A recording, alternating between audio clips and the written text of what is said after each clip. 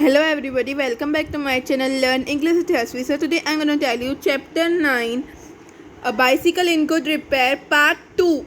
This one, and it is from Honeycomb textbook in English for class 7th. He then said that while he was about it, he would see to the chain for me and at once began to take off the carcass. I did try to dissuade him from that. I told him what an experienced friend of mine once said to me, Salmi, if anything goes wrong with your carcass, sell the machine and buy a new one, it came cheaper. So इसमें क्या बताया गया है कि तो ये जो उसका फ्रेंड है वो बोल रहा है कि मैं सिर्फ आपकी चेन देख रहा हूँ, चेक कर रहा हूँ, एग्जामिन कर रहा हूँ.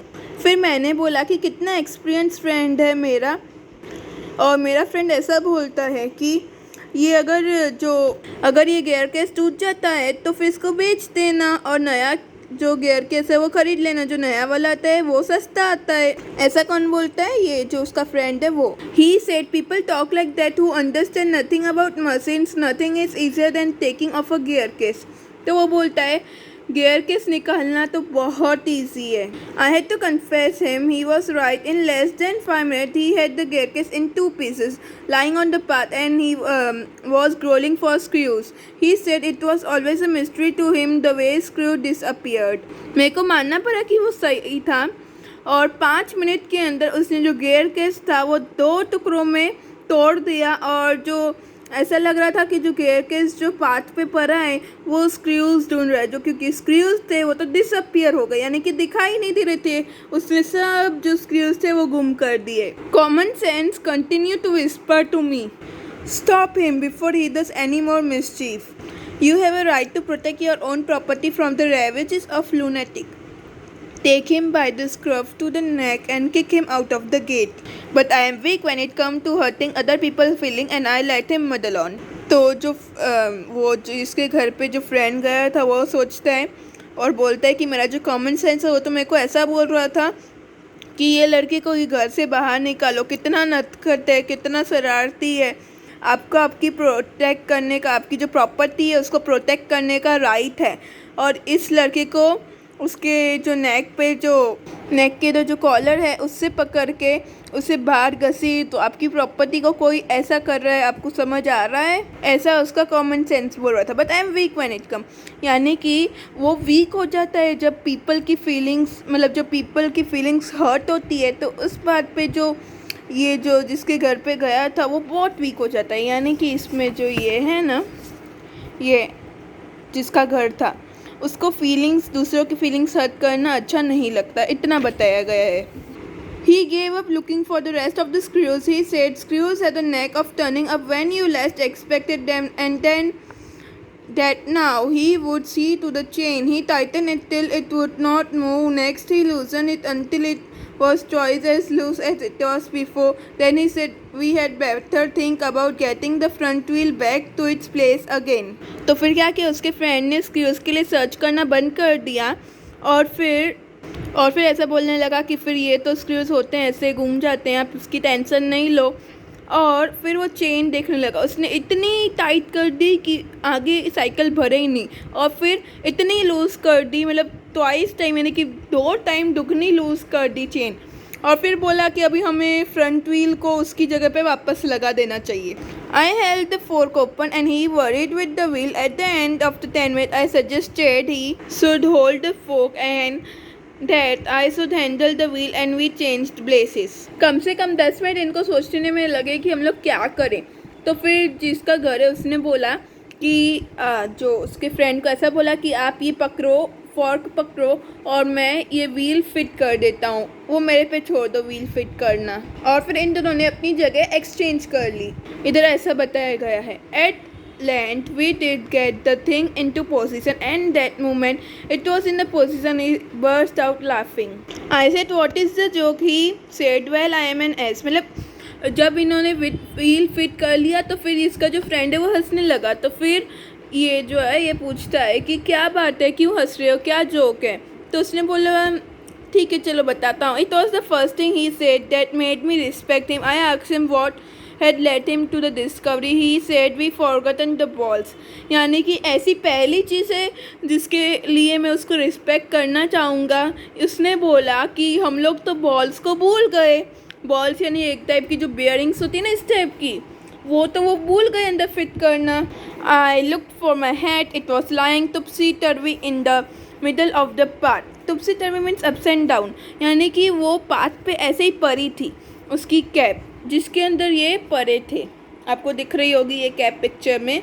ही was of a cheerful disposition. He said well we must put them back all we can find and trust to the providence. यानी कि अभी हमें इन सबको फिर से ज्वाइन करके रखने पड़ेंगे, ऐसा उसका फ्रेंड बोलता है. मतलब फिर से अंदर डालने पड़ेंगे, नहीं तो साइकिल कैसे चलेगी अच्छी तरह से, साइकिल तो ख़राब हो जाएगी. वी फाउंड 11, यानी कि 12 में से उनको 11 मिले. We fix 6 on one side and 5 on the other end half an hour later the wheel was in its place again.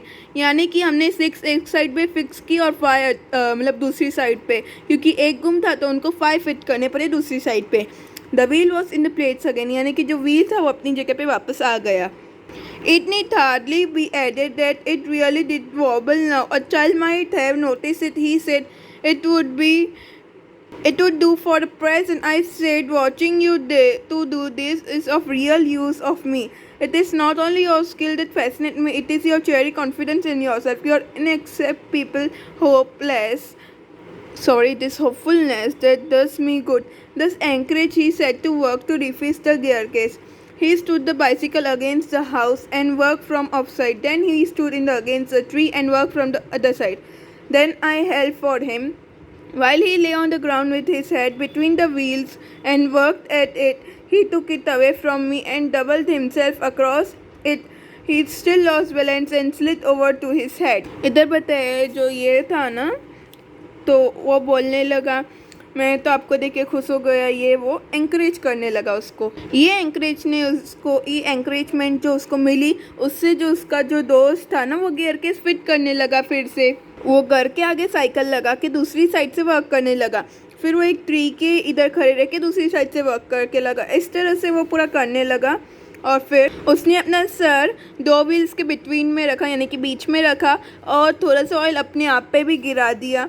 और फिर उसने वो मेरे से ले लिया और अपने आप को डबल कर दिया. और बैलेंस लूज हो गया तो वो अपने हेड की इधर मतलब हेड के बल गिर गया. Then he lost his temper and tried bullying the thing. The bicycle, I was glad to see, showed spirit, and subsequent proceeding degenerated into little else than a rough and tumble fight between him and the machine.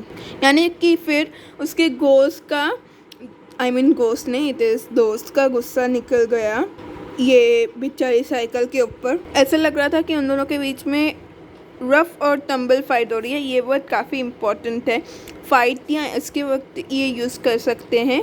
तो आपके लिए एक work है, आप ये rough and tumble word को Google पे search करके कमेंट करेंगे कि ये किधर किधर और यूज़ किया जा सकता है और इनकी मीनिंग क्या है.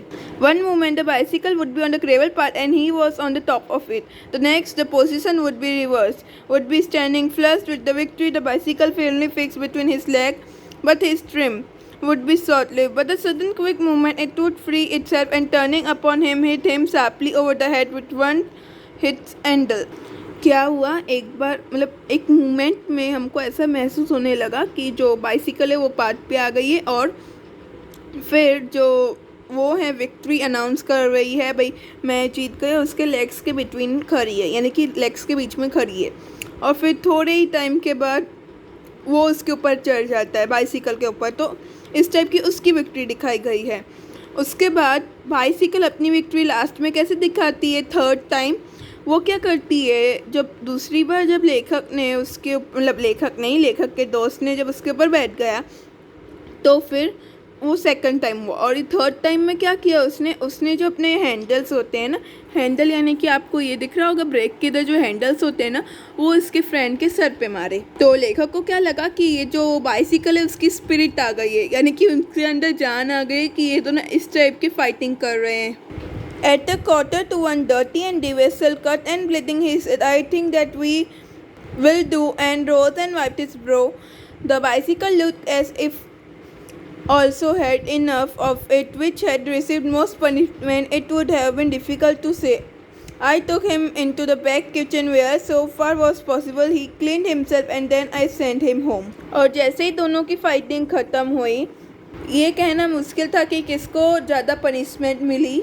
फिर इसने क्या किया, अपने दोस्त को किचन के इधर लेके गया और फिर उसके दोस्त ने अपने आप को क्लीन किया और फिर इसने अपने दोस्त को उसके घर भेज दिया।